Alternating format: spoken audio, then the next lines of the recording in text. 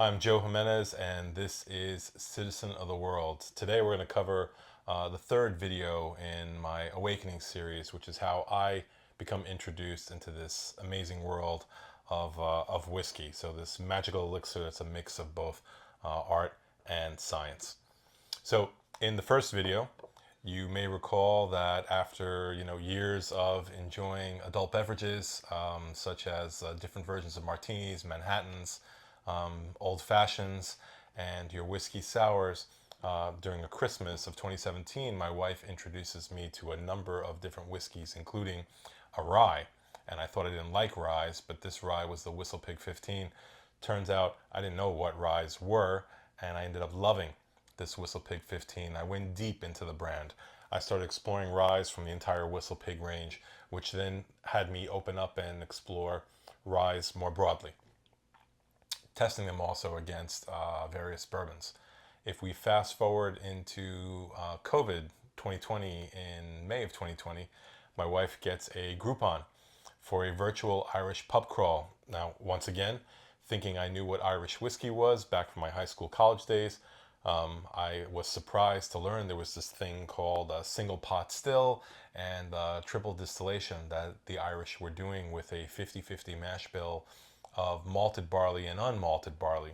Lent a character of sweetness that I wasn't quite picking up on either my ryes or my bourbons. However, it did have that 50-50 of malted, unmalted. Also had this slight bite on the back end of the finish, which reminded me of my ryes. Last year in 2022, in the summer, I had the opportunity to go to Japan. So knowing that I was going to be there for a while, have some time on the weekends, thought of, well, what am I going to do on the weekends? I was going to be in Kyoto. So I looked up the nightlife. The nightlife was in Gion. And I said to myself, well, you know what? Since I'm into whiskeys, I'm going to try Japanese whiskey. I've heard so much about the Yamazaki 12, so need to explore that a little bit more.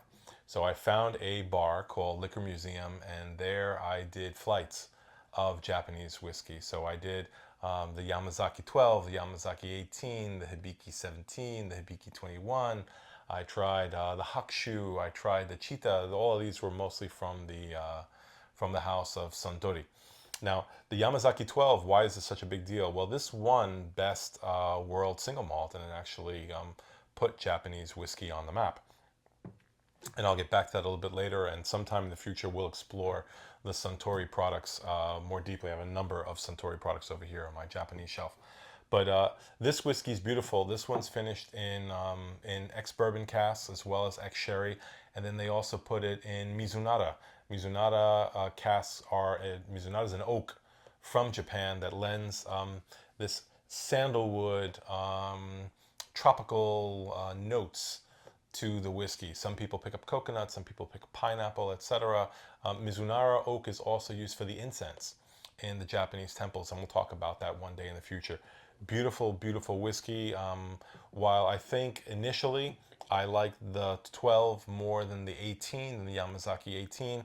Obviously, age statements are really a big thing right now, particularly in Japanese whiskey.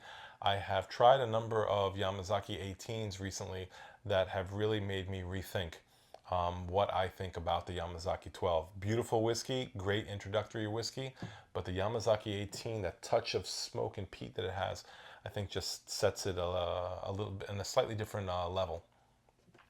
My second trip back to Kyoto, I'm in a slightly different part of Kyoto. After doing a lot of walking, I didn't feel like walking over to Pontacho, and there I do a search for whiskey bars, and I find a place called Scotch and Branch. Absolutely fantastic bar just off Teramachi Dori, which is like a market street where you can get a lot of street food in Kyoto. Fantastic, fantastic experience. Scotch and Branch is the place to go. It's run by two guys, Hida-san and Daichi-san. The day that I go over there, Daichi-san is working the bar, and Daichi-san decides to introduce me into Japanese whiskey a slightly different way.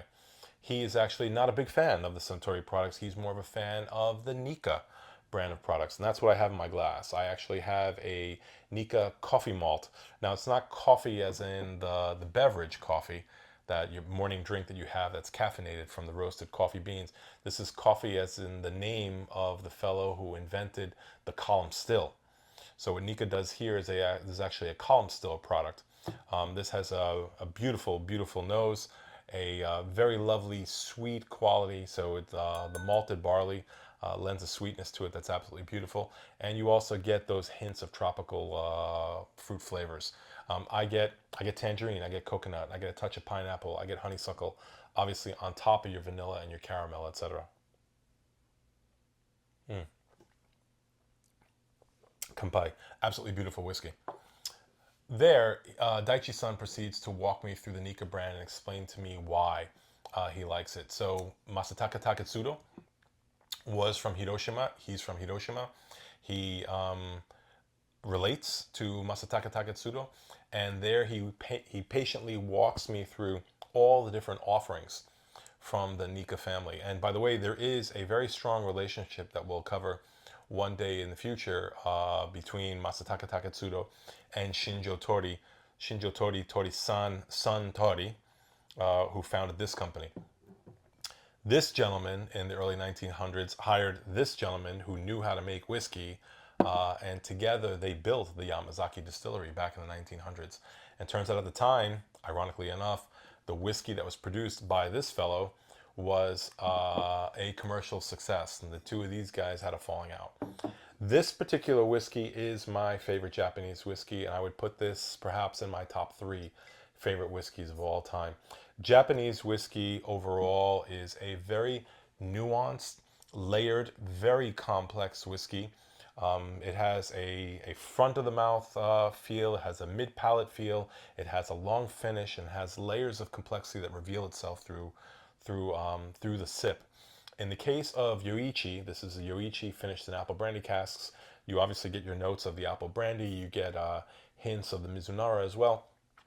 This, in particular, lends this little touch of peat. In other words, this very refined, subtle way of the Japanese expressing peat that clearly makes it distinct from, let's say, the Yamazaki, but is absolutely beautiful, beautiful.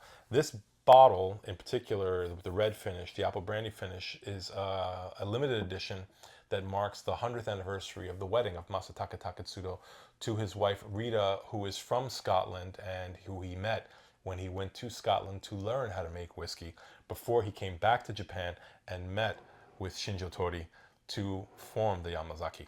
Now, I come back from all these trips raving about Japanese whiskey and how beautiful and complex these whiskeys are at a lower proof. So this one I believe is, this is what? This is 90 proof, this is 94 proof, and this is 86 proof, and this is also 86 proof. This is a Fuji. We'll talk about this one in a second. Well, around Christmas, I then get the book, The Way of Whiskey from Dave Broom.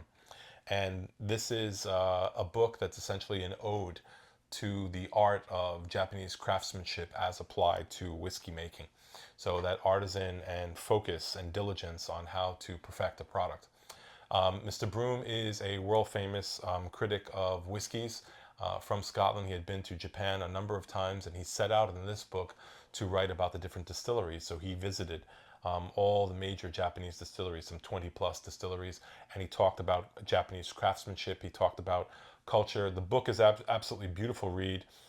It captures the cultural nuances of what it is to be in Japan, their food, how they apply their work to their craft, and also how they interact with folks, and the social aspect of consumption of adult beverages. In there, he interviews this fellow Jota Tanaka of Fuji Whiskey. Well, I turned on a number of my colleagues onto Japanese whiskeys, and in fact, one of them turned me on to this one after I had turned him on to this one. And in May of this year, 2023, I joined the Miami Bourbon Society as well as the Fort Lauderdale Whiskey Society, and learned that the Fort Lauderdale Whiskey Society is doing a promotional event with Fuji whiskey not too far from my house at a local restaurant called Ishilima, which does Peruvian Japanese fusion food. And there they were doing a pairing as Fuji was launching their new whiskey. Well, Jota Tanaka, who was in that book, and it was the only name that I recall from all the master blenders that were interviewed in that book, Jota Tanaka was coming to a local restaurant where I am in South Florida to promote the whiskey. I tell my wife, since my wife is the one who gets me into whiskey in the first place through the Whistlepig and then the Irish as well. I had the book. So I said, we have to go. I have to meet Tanaka-san because he is one of the greats of the whiskey world, and I'll tell you why in a moment. Well, he before he was at Fuji as master blender, and it's important to note that in the Japanese whiskey companies, the master blender has the most revered position within the organization, not the master distiller. The blender is the one who understands what the profile should be of the whiskey and has, let's say, the sensory skills in order to understand how to do these mixes. Well, Tanaka-san had been at Four Roses for 7 years prior to moving to whiskey. So Four Roses is owned by the Kirin Group. So he goes and he learns the craft of whiskey blending and whiskey making while at Four Roses. But prior to that, he had spent 7 years in California at Markham Vineyards, where he developed all the sensory skills that he would later apply to the whiskey while he was responsible for the for the winemaking at Markham Vineyards. By the way, he was director of quality at Four Roses during those 7 years. So he then goes to now Fuji, and he is master blender. So here, Tanaka-san, I bring my book, and Tanaka-san most graciously signs my book. And I came with a bottle of Fuji whiskey that I happened to have purchased before I ever knew he was coming. And I bring the bottle with me, and I ask him to sign it. And he signs it in cursive. And I'm a little disappointed, because what I really wanted is I wanted the kanji characters. I mentioned this to him, and I tell him that I really would have loved to have tried, to have had his signature in kanji characters. And he says to me, this is the first time anyone's ever asked him to sign a bottle in kanji characters, and here they are. Absolutely wonderful, and I have a great photo with him. So what makes this whiskey slightly different? Well, this one is actually, and Fuji is one of these most interesting distilleries. Here in this bottle, they actually blend 4 different kinds of whiskey. So in the same distillery, they manufacture a malted whiskey.